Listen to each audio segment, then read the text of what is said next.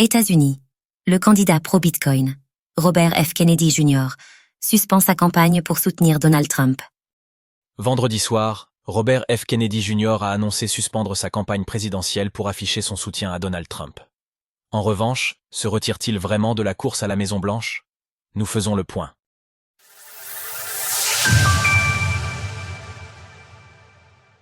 Robert F. Kennedy suspend sa campagne présidentielle. Vendredi soir, le candidat à l'élection présidentielle américaine Robert F. Kennedy Jr. a annoncé qu'il suspendait sa campagne pour la Maison-Blanche. S'il avait peu de chances d'être élu dans un pays à la tradition bipartite, l'intéressé avait toutefois fait sensation l'année dernière en devenant le premier candidat de l'histoire américaine à accepter les dons en Bitcoin, BTC.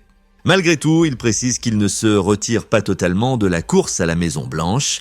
C'est tout du moins vrai pour le moment, car son bulletin serait seulement retiré des bureaux de vote d'une dizaine d'États, notamment là où les électeurs auront du mal à se départager entre Donald Trump ou Kamala Harris.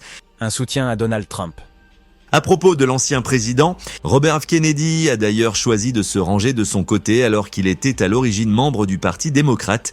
J'ai pris la décision déchirante de suspendre ma campagne et de soutenir le président Donald Trump. Cette décision est déchirante pour moi en raison des difficultés qu'elle me cause, à moi, à mes enfants et à mes amis. Concernant les dites difficultés, nous pouvons notamment citer le fait qu'il s'est mis plusieurs de ses sœurs et l'un de ses frères à dos, ceux-ci ayant d'ailleurs publié une tribune publique dans laquelle ils condamnent ce choix et affirment leur soutien à Kamala Harris. De son côté, Donald Trump, qui tenait un meeting à Phoenix en Arizona, devait accueillir un invité surprise. Il s'est avéré qu'il s'agissait bien de Robert F. Kennedy Jr.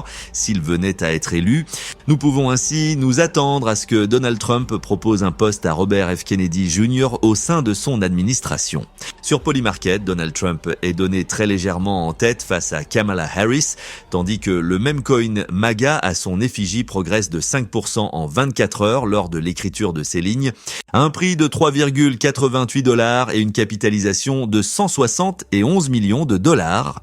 De son côté, le Bitcoin BTC semble bien avoir réagi à la nouvelle et s'échange désormais à 63 950 $, en hausse de 5,5%.